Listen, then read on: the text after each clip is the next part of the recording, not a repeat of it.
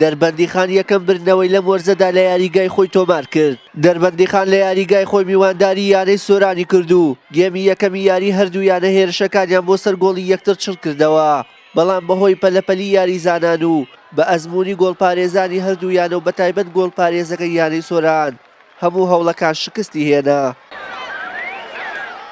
بەڵام گێمی ڕاهێنەران ئاست و ئەنجامی هەردوویانە گۆڕانکاری بەسەردا هاتوو. بەهۆی پلانەکانی هۆگر عەبدوڵڵاوە یاریزانانی دەربەندیخان پارسەنگی هێزیان بەلای خۆیاندا شکاندەوە و لە خولەکی 78 دیاری باقی گۆڵی پێشکەوتی دەربەندیخانی تۆمار کردو. ئەنجامەکەش بەو شێوەیە تا لێدانی فیکەی کۆتایی ناوبژیوان مایەوە. ئەم یارێکی بە هێز بوو، یارێکی پرتام چێژ بوو، هەردوو تیپەکە بۆ هێرش بەر یاریان کرد و ئەوان لە فاولێکە دەرفەتێکیان قۆستەوە، ئێمەش دەرفەتمان هەبوو بۆ گۆڵکردن.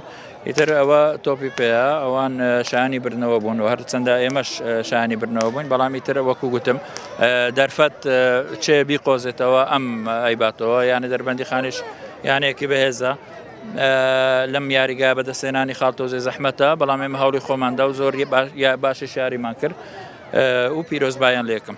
سوپاس بۆخوا توانیمان یەکەم برنەوە لە یاریگای خۆمان تۆمار بکەین.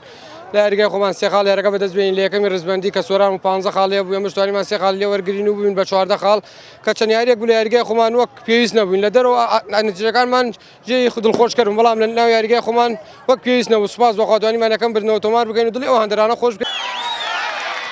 هەرچەندە هاندەرانی یانەشی پۆشەکە وەک پێویست لە ئەنجامی یانەکەیان لە خولی نایەبی کوردستان ڕازی نین، بەڵام لە ئێستادا ئەم سەرکەوتنە گروتینێکی نوێتریان پێدەبەخشێت بۆ ئەوەی بەهاندانەکانیان یانەکەیان لە سەرکەوتن بهێڵنەوە. وشیان محەممەد، کەناڵی ئاسمانی پەیام، دەربەندیخان.